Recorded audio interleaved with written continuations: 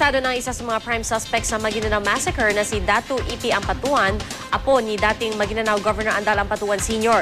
Isinuko siya ng kanyang ina para maipagamot matapos masabugan ng improvised explosive device ang sinasakyan niyang bangka sa Maguindanao. Balitang hatid ni GMA Stringer Ferdinand Cabrera. Matapos ang mahigit 2 taon na pagtatago sa batas, nahuli na rin ang 23 anyos na si Datu Ipi Ampatuan, isa sa mga prime suspect sa Maguindanao Massacre. Si Datu Ipi ay isa sa apo ni Andal Ampatuan Sr.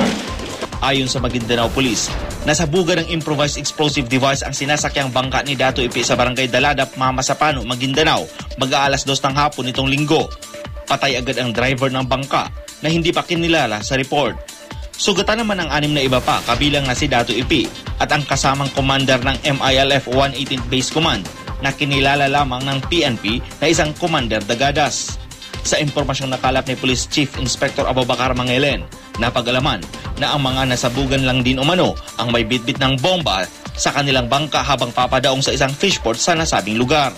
Matapos malaman ng ina ni Datu Ipi na si Sheriff Agwak Mayor Baysahara Ampatuan ang nangyari, tumawag siya sa commanding officer ng 1st Mechanized Brigade na nakabase sa Sheriff Agwak upang doon isuko ang wanted na anak at maipagamot sa isang ospital sa Cotabato City.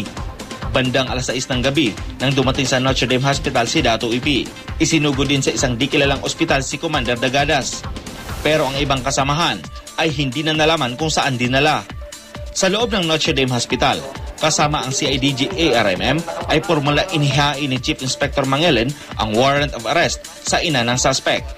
Pero tumanggi siyang pirmahan ang warrant of arrest. Tikom din ang kanyang bibig sa issue. Anyways, we also explained to her that it is not necessary for her to sign or receive the document. What we are only obligated of is to show her the warrant of arrest. Tumawag sa akin mayor ng Sheriff Agwak na wounded na raw yung kanyang anak at sinusurrender na niya. So, ang pan lang niya is kailangan madala sa hospital. So, sa amin naman, for humanitarian consideration, tinulungan namin sila para madala rito sa hospital yung anak niya. Wanted nga ito sa Maguindanao Massacre. Todo higpit ang seguridad sa ospital sa tulong ng Philippine Marines na nakabase sa Cotabato City. We will provide appropriate security para siguradong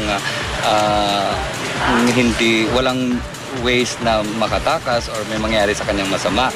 Si Datu Ipi Ampatuan ay may 300,000 pesos reward money matapos masangkot sa kasong multiple murder kaugnay sa Maguindanao Massacre noong November 23, 2009. Ferdinand Cabrera, GMA News.